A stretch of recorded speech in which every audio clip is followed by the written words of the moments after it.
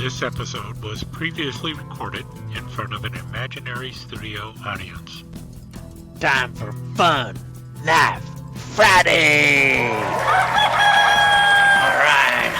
all you knife chatters out there, your old pal Skip the Show coming back at you again from the Volcano Club. It's another fun Knife Friday, and have I got a great knife to show you this week? Well, it was a great knife to show you last week too, but have to show it to you this week instead. It's the Black Hill Steel BKH 013WW Bowie knife by Jim Frost. And I know it's a Bowie knife because Jim Frost said it's a Bowie knife. Of course, I think Jim Frost Companies says anything that's a fixed blade is a Bowie knife. But anyway, got a Bowie knife here. And it's a really cool one because, well, let me just read the specs here on the side of the box here. California Law Proposition 65. Wait. Wrong side. Here we go. 13 inches overall. Full tang. Stainless steel blade and guard. Zebra wood handle with heavy nylon sheath. It ain't heavy. It's my brother. Now that I read all that, I'll probably open, I better open this box. I swear, if he switched boxes on me again, I'm gonna... Alright, yeah. There we have it. Black Hill Steel Bowie knife with zebra wood handle by Jim Frost. And, well, here's the knife. Ain't that a beauty? Let's get it out of the box there. Alright, and there we have it. Got the black nylon sheath, the zebra wood handle. Well, let's just get it out of the sheath, too. Is that not a gorgeous knife? Oh yeah, it is a beauty, I think. Looks great. Got the finger grooves going. It feels real good. But let's first talk about the heavy nylon sheath it's got. Stay, don't fall. You got to be firm with your knives. You got to set them down, and you got to tell them to stay where they're put. Otherwise, they will fall off of any table, and they will try and get you right in the foot. They will do it every time. So you got to make sure you tell that knife, stay. If you don't tell that knife to stay, it will wander on you. You will lose knives if you don't tell it to stay. So when you put a knife down somewhere, say stay. And then, if you see it start to move or something, you just look at it and go, no, stay. You got to train them early also, because otherwise they won't listen to you later. Just letting you know that right now. In any case, nylon sheath here. Generous belt loop. Man, that is... Well, you can wear this around your wrist if you wanted to. That's how big the belt loop is. So you could wear it around your wrist if you wanted to. Look kind of goofy doing it, but you could do it. Now, this used to have some kind of retaining strap here, but it looks like Tobias removed it. He's probably going to reposition it. He hates them down here. I don't like them down there either. And then feels like, yeah, the nylon sheath has a heavy plastic backing to it. So as long as that plastic backing is actually a strong, decent, flexible plastic backing, this sheath will last a long time. But I would not say it's heavy. It's kind of a lightweight sheath, nicely stitched. It's got 3 rivets on the side there, and the knife goes in pretty well, I think. Yeah, the knife goes in all right. Like I said, I used to have a strap there for strapping it in, but well, it ain't gonna fall out anyway. Got a long blade there. I think you got about an 8-inch blade or something like that. But it's really cool looking knife. Says it's full tang, but we've seen what full tang might mean, but could be full tang. But look at that guard it's got. That is a really wicked looking guard. You can get a finger up in front there if you want to. You got a good choil up there in front. Then you can get it up there and grip it. That gives you a really good control over the blade. It's locked in place. But you can also get it back here if you're in a fighting mood, to protect your fingers from blade coming up on there. And then that would be a good blade catch there too, I guess. I think really it's just kind of cool looking. I don't think you could use it for a bottle opener. I don't think there's enough room there on here. And there, look at the wood grain on there. That's the zebra wood. That side looks really good. This side, it's alright. It's not as good as the other side. Nicely pinned. Got 3 pins going on there. Yeah, 1, 2, 3 pins. And then you got a lanyard tube, a brass lanyard tube going through there.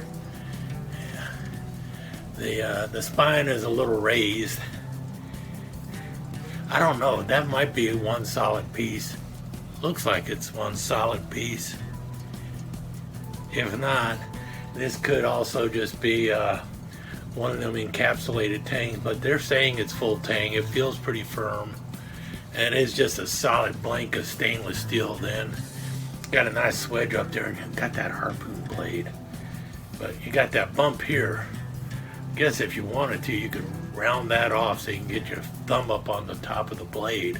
That'd be really good, but yeah, I almost wish that was flush down here. If that was flush going all the way across, that'd be a little bit better. There you go. And what does that say? Black heel steel. You got the little prospector there with his mule. That's pretty cool too. Decent enough edge, I guess. This is probably definitely like a 3CR and not razor sharp at all. Matter of fact, it's peanut butter spreading sharp. That's about how sharp I would put this blade. But I really like the way this looks. There's only one thing that kind of frosts my innards with on this, or frosts my flakes. I'll do that. One thing on this knife that really frosts my flakes. How's that? See that? Got that blood groove there. Where you flip it over, and there's no blood groove there. Now, and I don't like that. I don't know about you, but I don't like that. I like my blades to be symmetrical. I like the two sides of the blade to look the same when possible. And this is definitely possible to have the blade the same on both sides. And knife companies love to do that. They put a blood groove on one side. And it's like, why in the world are you doing that? It's like, and this is the side they show you. So you think, oh, good, it's got a blood groove. And you're thinking, well, you'll have one on the other side. But there's not one on the other side. And then you get it and you're like, man, you cheated me out of a blood groove. I wanted 2 blood grooves. I want one on both sides. And to me, when you see something like that, it's like you cheapened out on me. And quite frankly, I would rather you just not put a blood groove on either side if you're not going to put them on both sides. Yeah, either put the blood groove on both sides of the blade, or you don't put it on either side. Now, let me explain something to you, you knife makers out there. Blood grooves are important, especially on like a Bowie knife.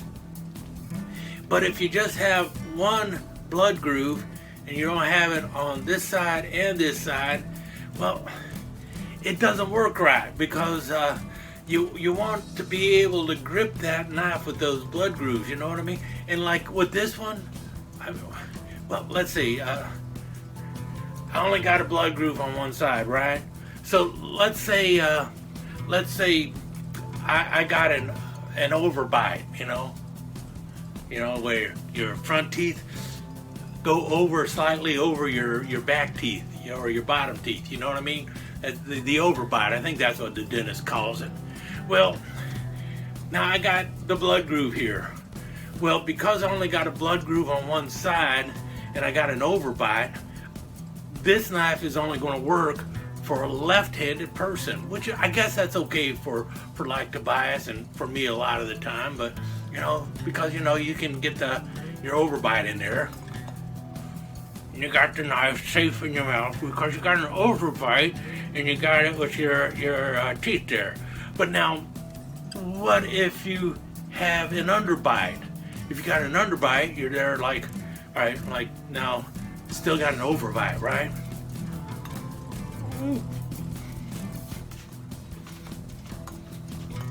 I can't get my teeth on there because Now I'm trying to carry it right-handed, but I got an overbite, and it just slides right out of my mouth. See? My teeth don't grab it. Now if I had an underbite, and I'll try and force myself to have an underbite. If I got an underbite, yeah, I can lock in with an underbite with right-handed, but that just feels unnatural. And, trying an underbite left-handed, it'll just slide right out and then going to drop down and cut my foot off, because you can't put the knife in your mouth with the blood groove wrong. That's why you need a blood groove on both sides. And then all right, I got a blood groove, I can easily mouth carry the knife. But if you don't have that blood groove, then you need to be an expert at mouth carrying knives, because then you're going to actually have to kind of gum that mouth or gum the blade. And not everyone can do that. Some people need to get their teeth into that blood groove, and without a blood groove, a proper blood groove on both sides, you're going to go and put that, you see the blood groove, and you think, all right, that's going to be okay, and you put it in your mouth and you got overbite, and it's like there's no blood groove, and it's like it catches on a little bit of the lip of your teeth, and then it just slides out and it tumbles, and thunk, the next thing you know, you're playing mumbly peg and you lost because you put the knife right through your foot.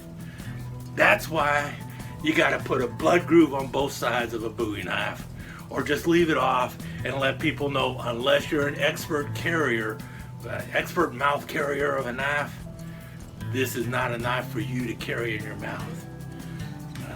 Anyway, I don't know what else to say, but that's the disappointing part of this knife, that it's just got a blood groove on one side, and it's going to give you false hope when it comes to mouth carry, especially if you're right-handed and you have an overbite.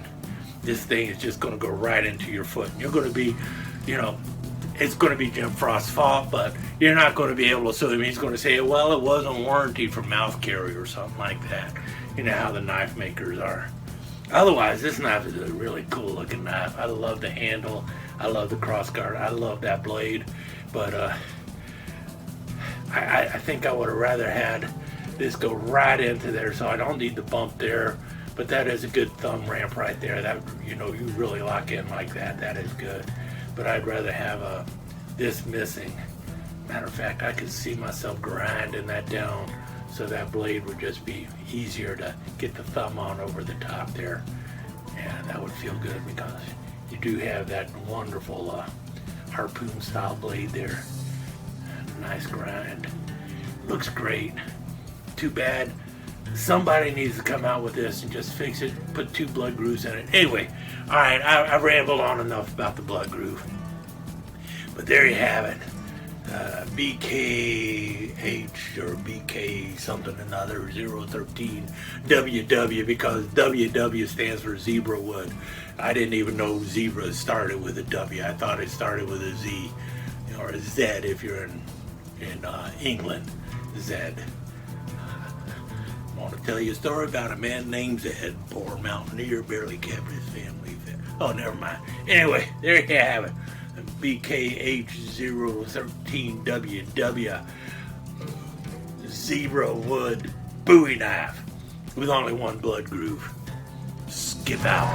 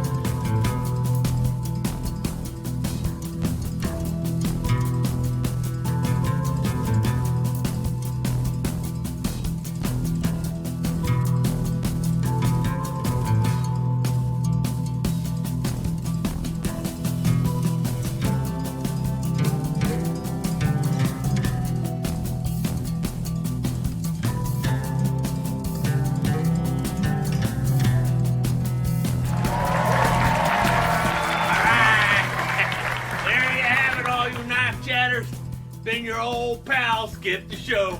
Another fun night Friday in the books. Remember, if your night's not fun, you're doing it wrong. Skip out. If your knife's not fun, you're doing it wrong, and Skip out are registered trademarks of Skip the Show Enterprises. This has been a Cat Production presentation. All rights reserved.